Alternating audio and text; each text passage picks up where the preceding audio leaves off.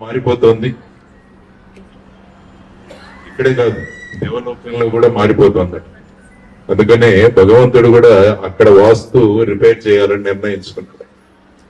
అందుకనే ఆ వాస్తును నాకు ఒక ఎక్స్పర్ట్ కావాలని చెప్పేసి మా కళ్ళ శ్రీనివాస్ గారిని ఆయన తీసుకెళ్ళిపోయాడు అక్కడికి.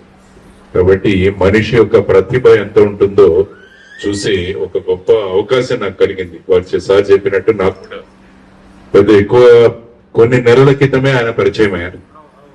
ఆయన ఏమన్నారంటే వచ్చిన తర్వాత మురళి కూడా వచ్చారు వెంట. ముఖ్యంగా వారు పరిచయం అవడానికి కారణం మా అనిల్ కిరణ్ కుమార్ గారు. ఎందుకంటే నా జీవితంలో కూడా అంటే ప్రస్తుతం నేను రాజకీయ రంగంలో వచ్చాను కాబట్టి మీరు ఒక స్థాయి వరకు వస్తున్నారు, తర్వాత ఏదో మీకు కొంచెం డిస్టర్బ్ అవుతోంది అని చెప్పి ఆయన గమనించి శ్రీనివాస్ గారిని మా ఇంటికి తీసుకొచ్చాను. అప్పుడు ఆయన తిరిగి మీ మెయిన్ డోరే వాస్తు ప్రకారం లేదండి అన్న, నార్త్ వెస్ట్ లో ఉంది, అది నార్త్ ఈస్ట్ లో ఉండాలి అన్న. మొత్తం ఇల్లంతా చూసి ఆయన మొత్తం చేంజ్ చేసి చెప్పారు. ప్రస్తుతం ఆ మార్పులు చేస్తున్నాం. ఆయన ఎంత ప్రభావం అంటే మార్పులు మొదలు పెట్టిన దగ్గర నుంచి మా జీవితంలో మార్పులు రావడం మొదలయ్యాయి. అది ఆయన యొక్క గొప్పతనం. కాబట్టి అటువంటి గొప్ప వ్యక్తి మన నుంచి వెళ్ళిపోవడం అన్నది, ఎందుకంటే ఎందరో వస్తుంటారు పోతుంటారు కానీ కొంతమంది వ్యక్తులు మాత్రమే సమాజంలో వారు శాశ్వతంగా ఉండిపోతారు. వారికి సంబంధించిన అటువంటి వ్యక్తుల్లో శ్రీనివాస్ గారు ఒకరు. కాబట్టి ఇంతకుముందు అనిల్ గారు చెప్పినట్టు వారి పిల్లలు భూపాల్ కావచ్చు, మురళి గారు కావచ్చు, తర్వాత రఘు కావచ్చు. ఎందుకంటే తండ్రి ఒక స్థాయికి వెళ్ళిన తర్వాత ఆ స్థాయికి వెళ్ళడం అన్నది చాలా కష్టంతో కూడిన పని.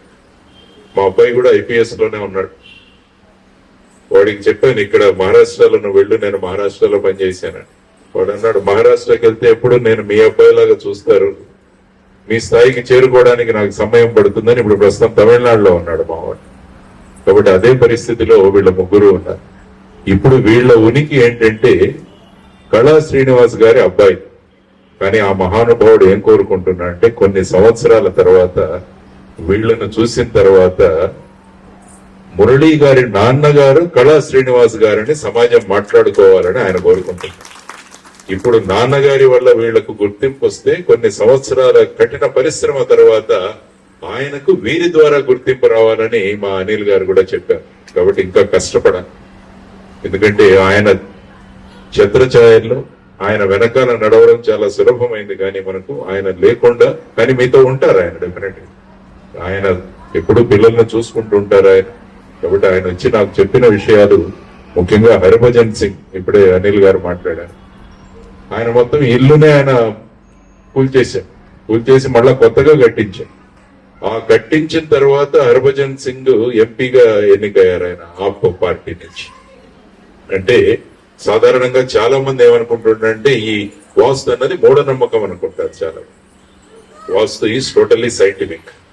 భారతదేశంలో ఉన్న ప్రతి శాస్త్రం కూడా సైంటిఫిక్.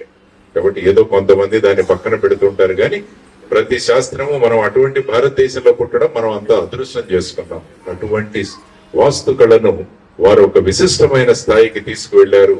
వారికి సద్గతి ప్రాప్తి జరగాలని, వాళ్ళ పిల్లల మీద, కుటుంబం మీద ఎప్పుడూ భగవంతుడు చల్లగా ఆశీర్వాదాలు ఇవ్వాలని మనస్ఫూర్తిగా కోరుకుంటూ, మురళి మీ అందరితో మేము ఉంటాం.